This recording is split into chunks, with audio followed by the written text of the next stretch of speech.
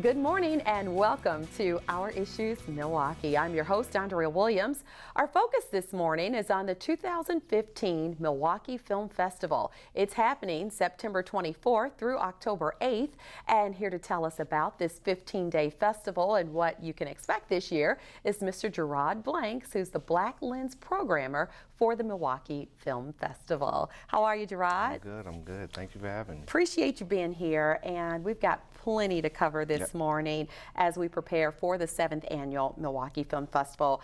It will not only include films, it will also include short programs, education screenings, and a whole lot more. So if you would, fill us in.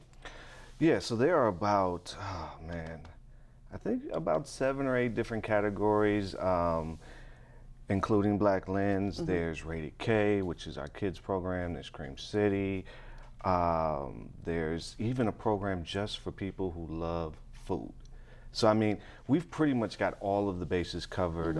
It's 250 films almost, you know. So what's great about the festival is the ability we have to really segment and put these films into categories. So if you know that you're into a certain type of film, it makes it easier to find what you're looking for. Yeah, it's kind of like shopping and going to the certain department. You know which direction to head to. So in this case, you can look at the website and figure out what times you want to see a specific film or whatever the case, and it's all good. So many of our viewers may have heard of the Cannes Film Festival, the Toronto Film Festival, or the Sundance Film Festival, all of them very prestigious, of course. What sets the Milwaukee Film Festival apart from all of the other film festivals around the globe? You know what's interesting about the Milwaukee Film Festival is we're one of the largest film festivals around. When you think of the amount of people that come to our festival, the fact that it's 2 weeks long, the amount of films that we show, I don't think people in the city really understand we're one of the top 10 festivals anywhere. That's and I mean amazing. Anywhere, you know what I mean?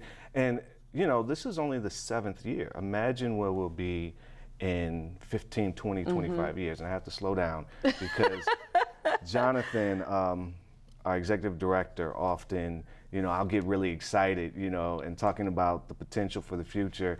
And so I was like, okay, let's just take it one festival at a time. But at 7 years, we're doing pretty well. You could say that again. And the philosophy for the Milwaukee Film Festival is present the best 15 days of cinema on the planet. So you really do have that confidence. You're not saying, oh, well, we're just in, you know, a Midwestern town doing what we do. You take great pride in what you're presenting. And like you said, each and every year it's getting bigger. And you really are looking towards the future on seeing how far this can go. Yeah, whenever I talk to Jonathan, we try and stay in touch, you know, every week or so, checking in on how Black Lens is doing, where we're at. You know, there's always some big idea that either he has or I have that we're just kind of tossing around like, wait until next year, wait until the year after. So it's exciting. You know, this is an exciting time because people are really starting to not only find out about the festival, but really engage. You know, membership is up, our attendance is up every year. So there are a lot of exciting things on the horizon, you know. I just can't talk about it. Well, the thing is you mentioned early on that there are the different series and categories. So we have the amount of time this morning to cover a plethora of those. But you're a veteran of Milwaukee's art scene, and you have contributed to the local arts community in a variety of ways, whether it be music or film related. Tell us a little bit more about your background and how you ended up with the Milwaukee Film Festival. Well, it started in college. I started a student organization called Scope. Scope got big, a little too big. And out of that, I started working with poets. I started with poets, musicians. I think you know Muhib. He's been on the show. Yeah. That's how I knew you knew him. But those guys, I started, we produced a CD while we were in college. And then after college, I started working with bands, local bands. One band called Black Elephant, worked with them for years. But my first passion has always been film. So even though I got into music, I originally went to school for film. And that's where a lot of my passion is. So after a while, you know, it was like, I gotta get back into film. I love music, but I gotta find a way back to film. And I've been doing events since I was 18, you know, conferences, parties, all of that's fun, you know what I mean? Being a part of the local art scene is fun, but there was this void, you know, and when the opportunity came to work with the film festival, it was like, no brainer, you know? Yeah, well, people always laugh and make fun of me on how many jobs I have, but I do understand what it's like to love doing one thing, but you don't like place yourself in a box and say, that means I can't do this and that. I think it's a blessing to be able to do everything that you love. It's very fulfilling. So I'm glad that you are able to live your dream and make everything that you imagine happen. So in your opinion, why is it so important for this type of platform to be available to local artists like yourself who enjoy film and the creative side of things? Well, I mean, Milwaukee is, when it comes to promoting your work as a creative artist, it's, you know, it's not, Milwaukee is sort of a tough city, you know? So you have to have platforms here, you know?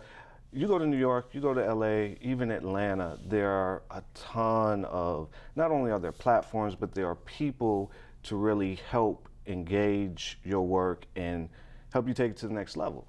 Well, here, if you don't have a platform like the Milwaukee Film Festival, right? Or if you don't have other platforms that allow you to present your work, you can go crazy as an artist. Like that's the thing is, I don't care if you dance, I don't care if you sing, I don't care what you do. You need to be able to express that talent, and you need some sort of device or tool or resource to use to express your talent, right? So without things like the Milwaukee Film Festival, where do you go? What do you do? Yeah, and that's why we see so many artists not leaving town because that's what they want to do, but that's what they have to do in order to get that exposure and, like you said, have that following, because it's just like you said in the beginning, I said it's like shopping, because even in those bigger cities, you know where to go if you want to be on the poetry scene, you know where to go if you want to be on the underground rap, whatever the case may be, you kind of know what direction to go in. And this is a city where if and when they know your name, they are totally on board with you, though. Yeah, the key is, look, eventually you're probably going to have to go to New York or LA, right? But the idea is to get started here, right? To find ways to develop your talent here, so when you do go, you're ready, you're prepared, you know? That is right, and it helps to have a tough crowd. Oh yeah, oh yeah. Yes, it does. And so speaking of local artists, there are a number of program categories that our viewers at home can plan for. So you did mention the Cream City Cinema. It specifically is showcasing hometown pride and local support of some of the best new work from the Milwaukee area filmmakers. So what can you tell us about that in general? The nice thing about Cream City is it gives an opportunity not only for local talent to showcase their work, but also for people from the Milwaukee area to see this work, right? Because you have to think, okay, you make a film. Post it to YouTube and hope somebody sees it. Right. And film is difficult because it's not like music where you can go on SoundCloud or, you know, there's a million different places to post your song. You make a film, what do you do with it? Right? And if I know somebody who's working on a film, how would I see it? So what's great about this is an opportunity for the community to engage with other Milwaukee residents that are showcasing their talent, and it's one of our most popular programs. And it's my understanding that there is this cash award of $5,000 that goes along with the Cream City Cinema, so that's something that people can be on the lookout for to see who walks away with that cash that they will probably put right back into a project that they're doing, and that's another beauty. Yeah, when you're an artist, all you do is recycle those dollars. You don't make any money.